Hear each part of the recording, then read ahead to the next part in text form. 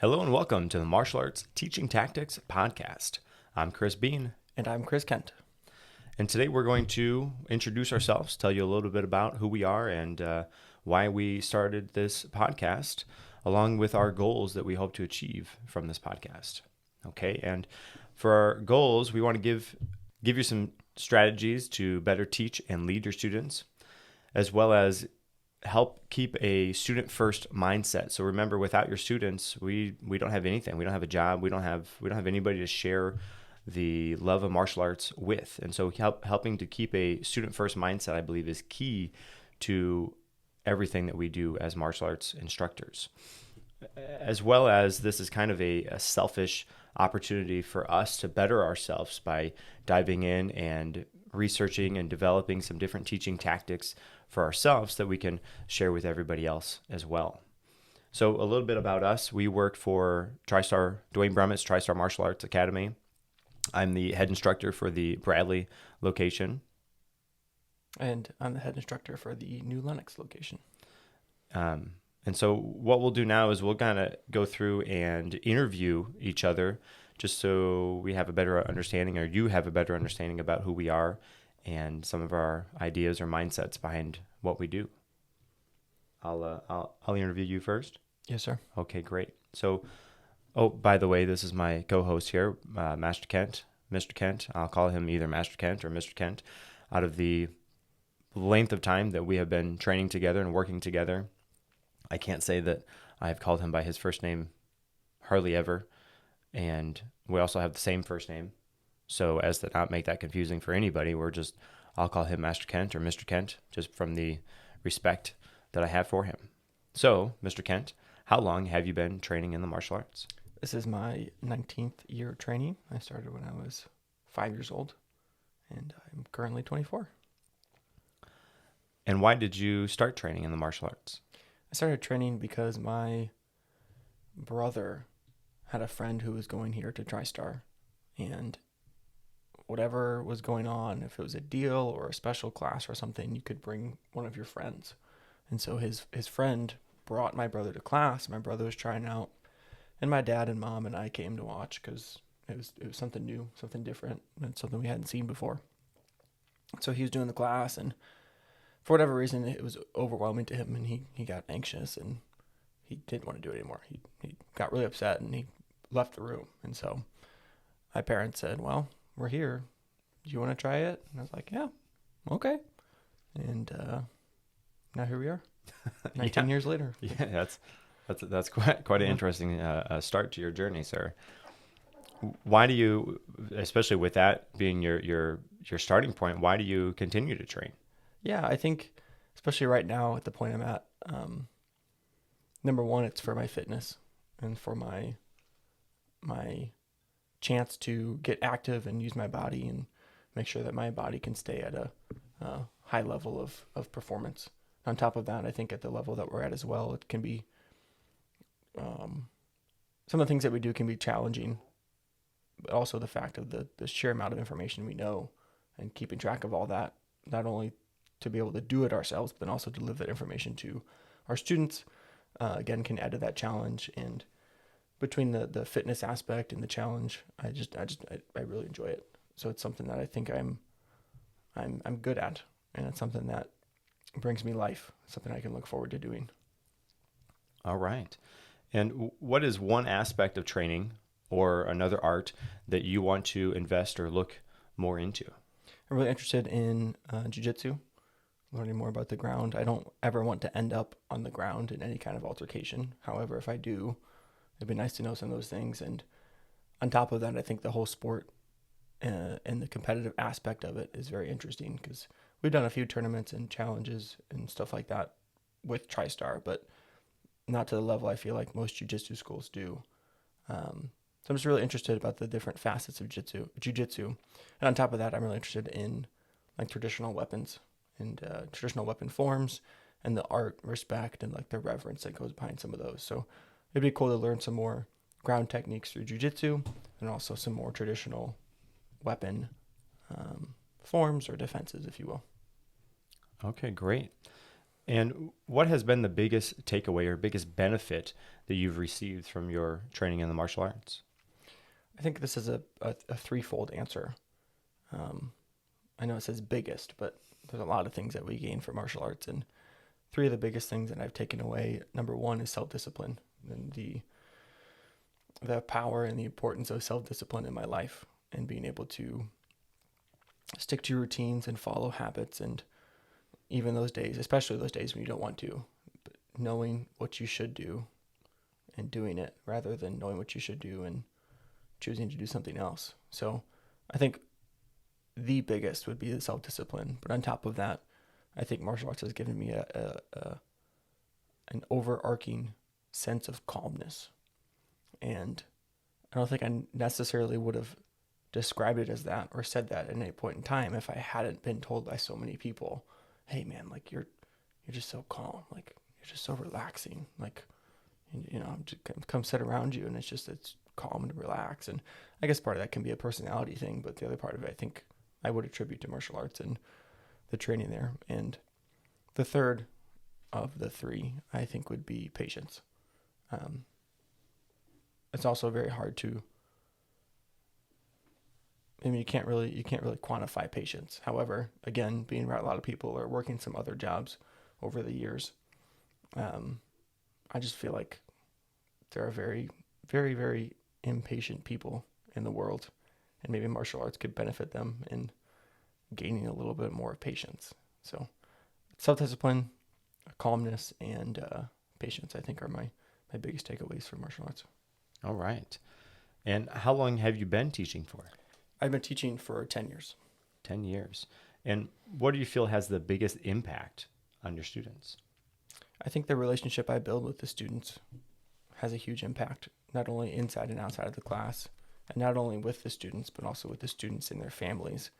Because if they feel like I genuinely care about them, I think it's easier for me to teach them, and they're a lot more open to receiving my instruction when we have that kind of relationship, as opposed to, you know, being strangers or even a negative relationship. So I think the best way for me to impact the students is to develop a relationship with them, and that makes the lines of communication even more open and accepting. And if you had to describe your teaching style, if you had put your teaching style into words, what would that look like? Yeah, I think I tend to, or I like to be a little more fun.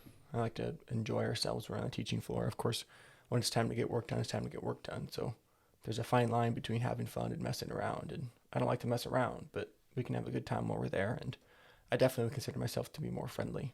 Like when I see someone, you know, I'll joke around with them or give them knocks or give them a high five or just kind of have a more playful attitude to it. Because at the end of the day, like I said, if we have a good relationship, we can understand each other. They can know what I expect from them, but they can also know that, you know, I'm not here to always, there are times, but not always lay down the hammer and you know, so yeah, fun and friendly, I think would be a good way to describe it. And of course there are different extremes and we can discuss those later, but fun and friendly.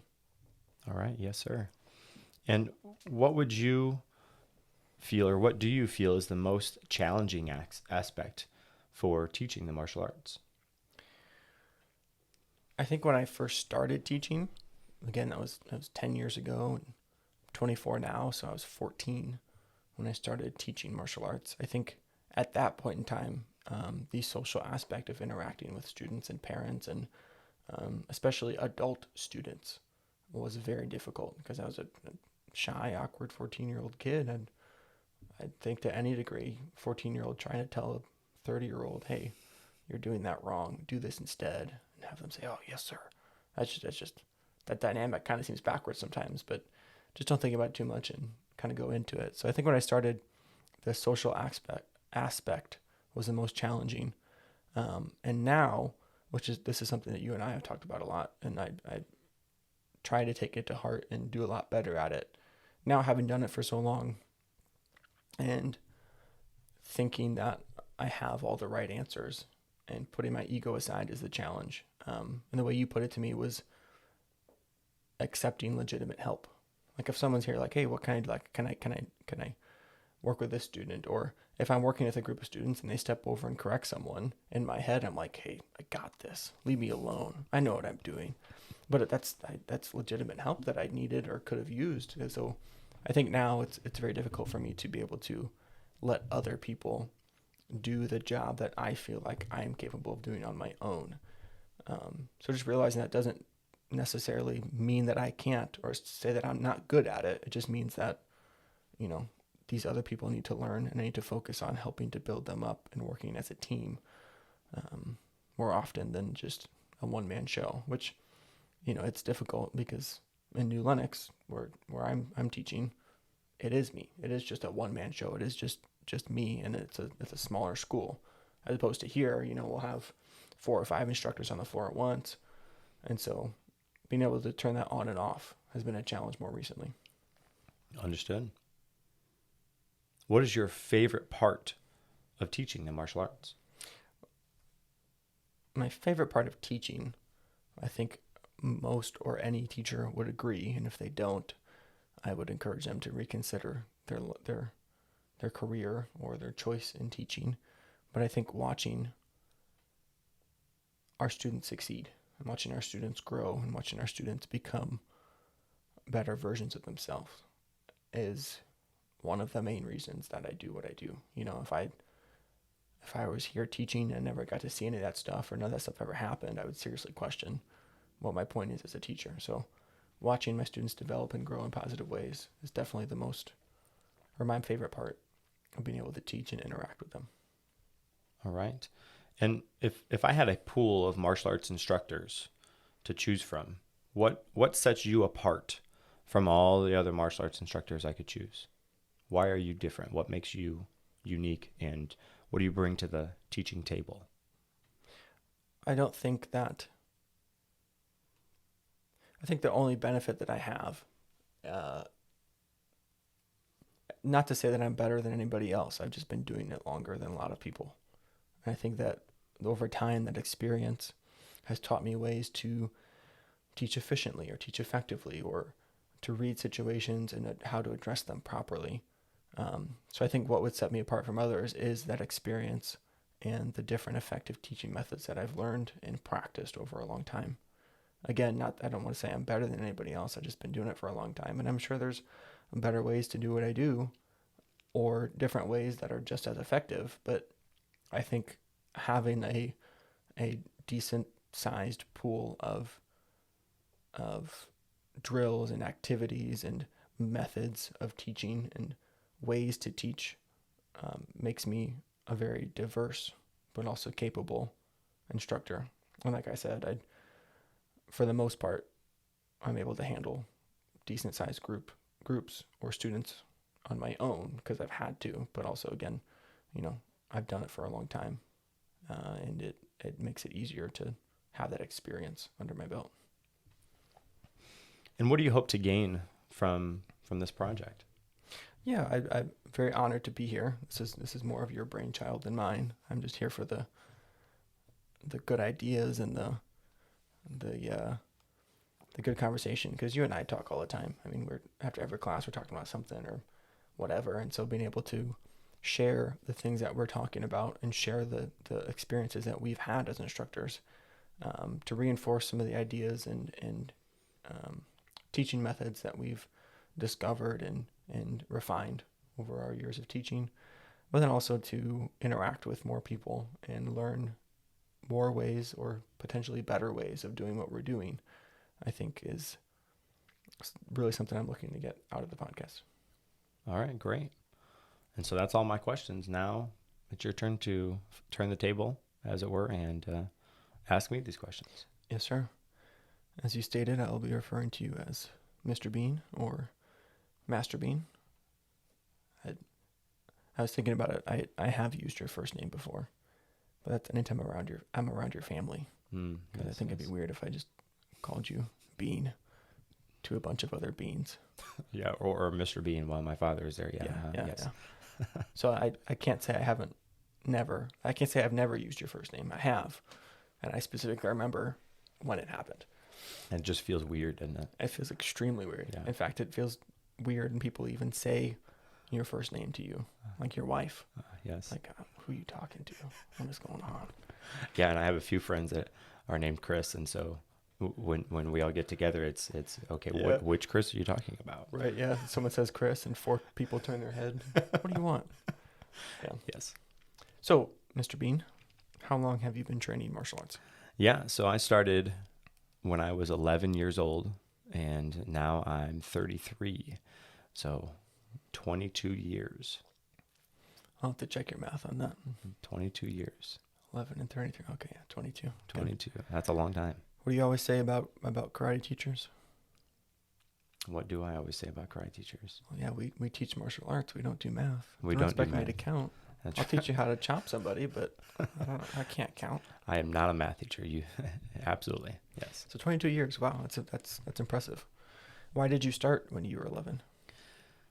Well, I was never very big for my age, and I grew up in a relatively rough neighborhood, and the need or the ability to defend myself, I knew inevitably, or my parents rather knew inevitably, was going to be something that I was going to need to have some skills for, and that's kind of my story. So I started because I was small for my age and got picked on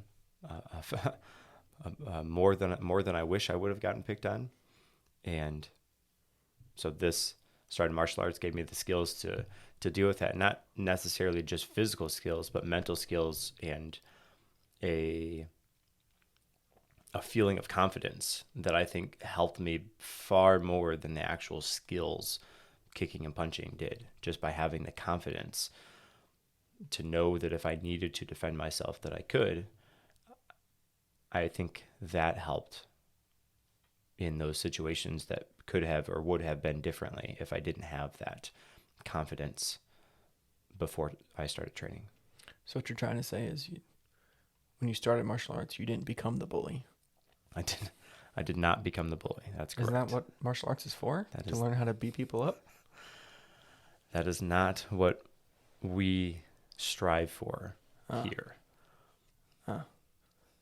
Okay. Glad we clarified that. Might need to rethink my training. So why do you continue to train to this day? Yeah, so I've been doing this for so long. I, fortunately or unfortunately, depending on how you look at it, feel like I found my thing really early on, 11 years old. And then I know this is going to be one of the upcoming questions, but I started working and helping to assist in classes, and then started teaching the classes at another very young age. And I knew pretty well right away that it kind of just clicked. This is maybe it sounds cliche to say, but this is kind of what I'm meant to do. I can do other things, and I've had some other side jobs, but as far as my job, this has been the one and only job I've ever had. And I legitimately love coming to work every day and getting to share the martial arts with other people, and having the relationships that you build from that. And it's not just a student teacher relationship, although it's not a friend relationship either, because it's the martial arts. I feel like there's the respect that goes along with even to a student. The respect from the student to the teacher is so much different than what you get in a school atmosphere.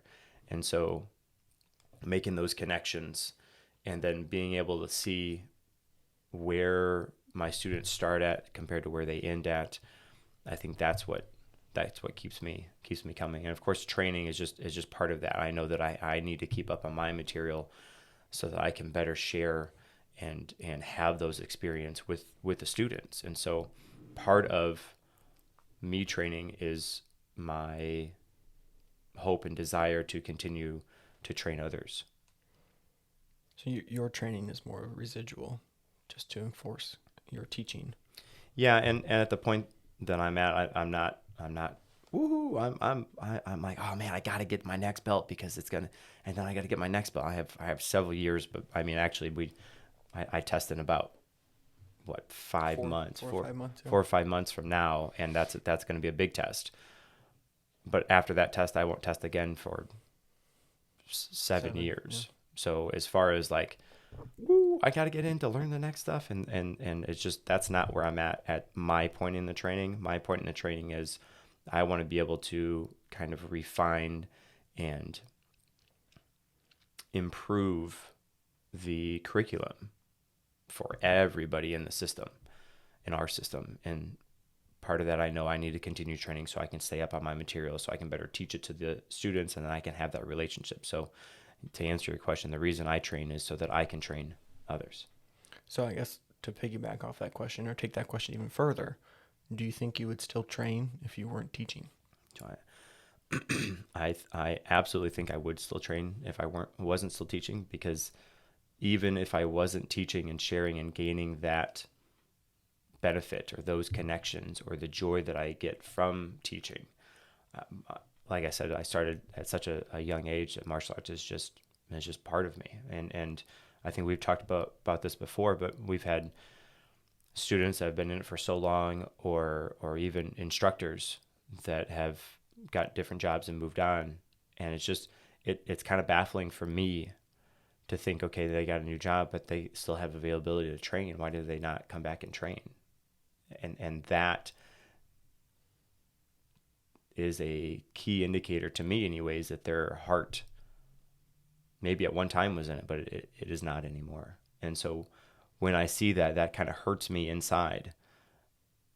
And then also is very confusing to me inside, until I realized that the reason that they stopped is because their heart wasn't in it. And to answer your question, yes, if I wasn't on the floor teaching, I would still be training, because that's part of, I think, who I am at this point. Yes, sir. Yeah. That answer alone proves that you really do care about the martial arts. The fact that watching someone walk away from it hurts you and confuses you. That's deep. That's intense. What is one aspect of your training or another art that you'd be interested in investing or looking more into? Well, if I had to pick another art at this point to pick up and start to learn, I would say is judo. I know a okay amount to feel comfortable in doing jiu-jitsu on the ground, doing stand-up I feel comfortable with, but the process of standing to takedown, that would be a hole that I have some options for, but to have more options. And the little bit that I know about judo, it is very interesting, because you can do or feel like you're not doing very much, and that person smashes to the mat or to the ground outside. That's a very cool and very different art from what we do. And I think if I was to choose another art to invest time into, it would be judo. What has been the biggest benefit or takeaway that you have received from martial arts? That's a tough question. Like I said, I started when I was 11, and so I have at times thought about what my life would be like, or how my life would be different from what it is if I hadn't started training. And I don't know if I can answer that question adequately. I would be a complete different person. So I started training when I was 11, and I started helping with classes as a junior team member when I was about 12 or 13. And so I trained for about a year, coming just 2 days a week. Okay, sometimes 3. And then when I was 12 or 13, I came to all the classes, Monday, Tuesday, Wednesday, Thursday. I was in all the classes. And since then, I have been in all of the classes. So I try to be as much like a sponge to soak up not just the physical movements from martial arts, but the mental takeaways as well. The discipline, the leadership, the all of the different aspects of the training of the martial arts, not just the physical moves, but the mental moves and skills and abilities that the martial arts teaches. Without learning those things, I would be a completely and vastly different person. And so the benefit I've taken away is I get to be who I am, number one. And then number two is, like I said before, I think that the martial arts is my calling. And if I hadn't started when I was 11, I think at some point in my journey through life, I would have started. It would have been later, and I would have wished I started earlier. And even now, I wish I started earlier, even earlier than 11. Not because I wish I was a higher belt, but just because I want to be able to say that, yeah, I've at some point in my life, yes, I soaked up all of this knowledge over my time training, not just the physical moves, but the mental side of the martial arts. And then being on the teaching side, I get to learn and develop and work on my teaching skills. And being the head instructor, I get to develop the lesson plan. I get to work on and develop the curriculum. I get to manage the teaching team. I get to manage the program director. And again, without being in the martial arts, I wouldn't have those skills to be able to deal with those things. And yeah, I would be a completely and wildly different person. I can only imagine how that would be. So you've alluded to it a couple of times now, but how long have you been teaching? So I have been on the floor helping with classes since I'm about 12 or 13. I got a work permit through school when I was 15, and I've been working since then. I'm 33 now, so 18 years. 18 years. And again, that's 18 years of paid time teaching, but I was on the floor helping as a junior team member for basically the whole time you've been training. Nearly the whole time I've been training, yes. Yeah. What do you feel has the biggest impact on your students? Biggest impact on the students is not just the kicking and punching that we do, but it's the focus, the discipline, the concentration, the leadership skills that we teach through our mat chats, but also through how our curriculum and lesson plans are structured. So just to give you a little backstory on that, martial arts by default has all of these things in it. But what we've done is we have strategically redesigned the way that we teach the martial arts so that instead of picking up those skills accidental, we have set key points in their training where they're learning these skills purposefully, where we have workbooks that they do, or we have mat chats that are scheduled out that they learn communication skills, or they learned the qualities of a black belt leader, which aren't really necessarily just black belt quality skills, but they're life skills that we just disguise as black belt skills. And learning these not in a accidental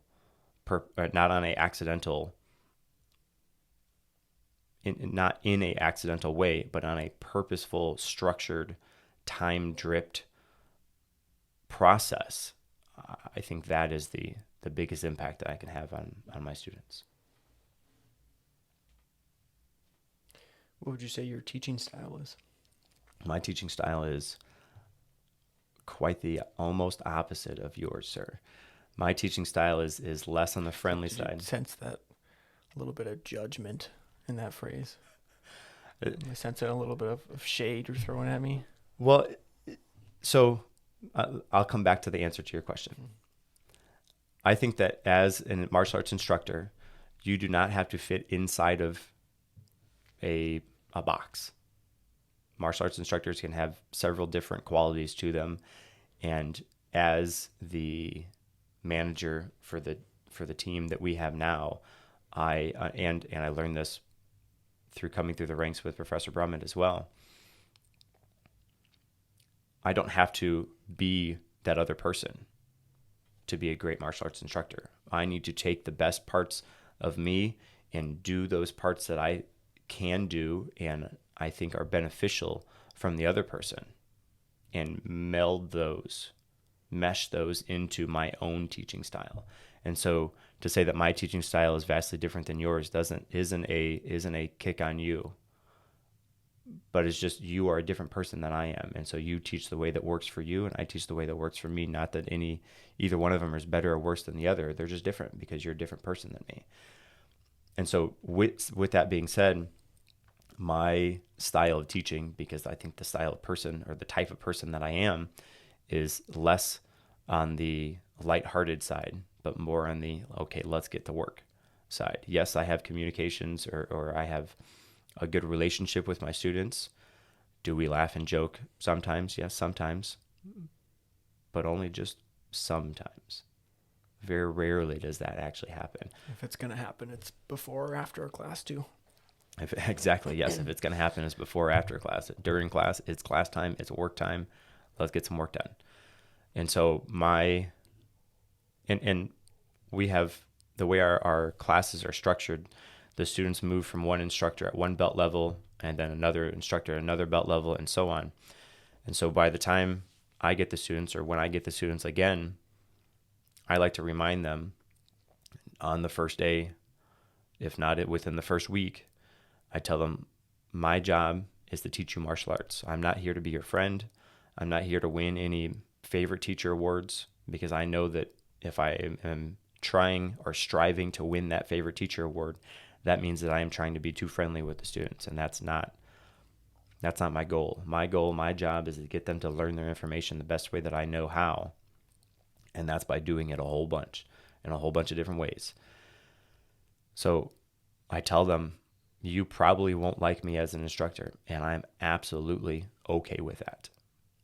But what I can guarantee you is when you come out of this belt level and you're ready to move on to the next instructor, to the next level, you will be a much better martial artist if you can pay attention in class, listen, and be respectful, and put a little bit of time in practicing. And that's how I deliver that to them. And I let them know in no uncertain terms that I'm not there to be their friend. We'll have I have good friendly relationships with my students, but I'm not friends with them. Meaning I'm not mean to them, but I'm also not extremely lighthearted and go out of my way to get them to like me, because that's not something I need to have happen. And with all that being said, it is surprising the number of people who make it to black belt and beyond that come back and tell me, you were my favorite instructor. And the reason that's surprising to me is because I know that I push them harder, or at the very least as hard as any other team member that we have. And I think because I do that, and they may not get that at home or at school or whatever else it is, that gives them a drive, an out for that energy, or for that effort that they have built up inside them that they may not know is there. But by pushing them and getting them to be the best versions of themselves, I think that is what they like. And they may not like it in the moment or from class to class when it happens, but when they have the opportunity to look back and think about how they were shaped as a person, I hope that they understand the reason I was tough on them in those times was to help them come out the other side a better person. What do you feel is the most challenging aspect of teaching martial arts? Most challenging aspect of teaching martial arts is, because of my teaching style, I tend to like to do everything myself. From time to time, we'll have an opportunity that I'm on the teaching floor and I have 4 team members there with me, and I can divide up and give everybody tasks and responsibilities, and I will do that, and I will jump from group to group and group to group and actually teach the information where the team members are fully capable of doing it, but I will teach the information and have them watch and inspect and make tweaks as they go. And I need to, and I feel I'm getting better at this, giving everybody more responsibility, but I need to be more capable, more willing to give the team members more responsibilities and then let them do those responsibilities for themselves. I think the type of person I am and going through the ranks when it was the class that we had and Professor Brummett was the teacher. And from early on, we had however many people in the class and it was just him on the training floor. And I think part of me doing all of it myself, or the feeling that I think or need to do it all myself, stems a little bit from watching him early on in my training doing it all himself.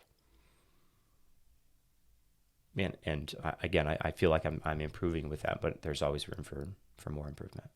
Do you think it's a control thing, a quality assurance thing? Is it a reassurance of your capability type thing? What do you think makes you that way? That's a good question. I would like to say it's not a reassurance of my own skill, because I don't think I need that reassurance of my own skill. Right, but even here, you know, call back to Professor Brummett teaching class or whatever. I can imagine, you know, you seeing him do that and be like, oh, he's really good. And then now being in a similar position, being like, yeah, I'm just as good. Or no slight to him, but hopefully you think that you could be better. I mean, I think he would want you to be better as well, but I don't know if in your head it was like, oh yeah, I'm good enough to do this on my own. Or like I had said, is it just, I want to make sure everything is correct? Or is it just like hey, I need to be in control of everything? Or I guess on top of that too, I'll let you speak in a second. I know, but I'm just coming at you here. But is it more of a if something goes wrong, I know exactly who to look to. I know exactly who to say, hey, I did this. It was my fault that so and so did this wrong.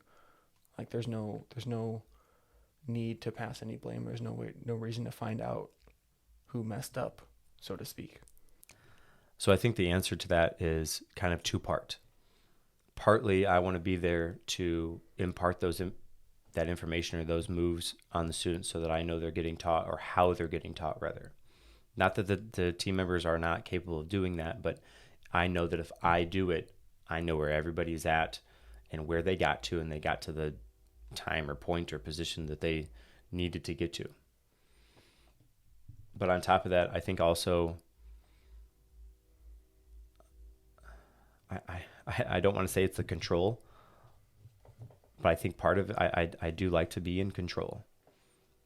And I feel as if I'm standing and watching the team members do the teaching, which is where I should be at. I should be at the point where they're doing the teaching and I'm going through and checking on how everybody's going. But I don't feel like I'm doing anything. And I guess the answer to that is I've already done it. I've set the team members up for success,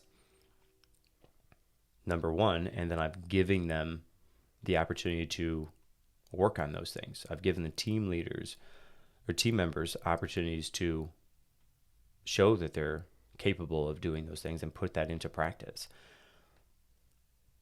Thinking through this, that needs to be where I'm at, not to where I am the person delivering all the information, but I need to be the person delivering the information to the team members. They deliver it to the students, and then I get to check on and inspect and correct, perhaps, or get feedback or give feedback to the team members. And so that, all of that is the point that I would say is where I have the most struggle with.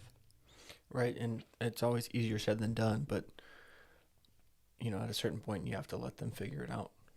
And the only way that they are going to get better as instructors is by doing it and messing up and learning how to correct their mistakes, confronting their mistakes, and finding more efficient or better ways to do that. And again, no slight to you, but you know, maybe both of us need to be at a point where we have other people in mind more than just ourselves. Because, you know, just sitting here talking back and forth, it's been a long time for both of us, and there's definitely things that we can learn to do better and ways to improve. But like you said, we've done it. We've been there. we've experienced that stuff. And I think you would agree, if you hadn't had some of those experiences and you hadn't made the mistakes you made or encountered the problems or obstacles that you did, that you wouldn't be where you are at now. Right. And with that, going through the information, and not just the my own training information, but going through the teaching information I did way back when with Professor Brummett, I was granted the opportunities to make mistakes and fail sometimes. And I know he's told me that he was able to see the trajectory that I was on and see that I was going to have a failure in there. And he let it happen so that I could learn from that failure and then grow from it on the other side. And of course, when he does that, or when he did that rather, and I'm sure he still does that, but when he did that, he foresaw the problem that was going to happen. And then inevitably, when it happened, that gave me and him an opportunity to talk through that and how to fix that, or better help that not to happen in the future. Right, right. What is your favorite part of teaching martial arts? My favorite part of teaching martial arts, I've talked about a little bit already, but are those life skills that we get to impart on our students, and thinking and watching them from where they are when they start, how they evolve and grow over their journey in the martial arts, and then where they are when they get black belt and beyond. Thinking about the impact that we have on those people, and the impact that we've had on so many people over the years that I've been teaching, and the years that Professor Brummett has been in business, the sheer number of people that we've had the ability to impart those life skills on. And not only what that's done for their lives, but at this point, what that's done for their families' lives. Because now the people that I trained with when I started, they're now having kids and bringing their kids back to train with us, which is a very fun and cool experience, to be able to have somebody that I trained with personally. Now I get to help teach their child that same information, or those same core beliefs and life lessons that I got to learn with their mom or dad, that now I get to teach their child. That's my favorite part. Quite literally impacting the generations of martial artists.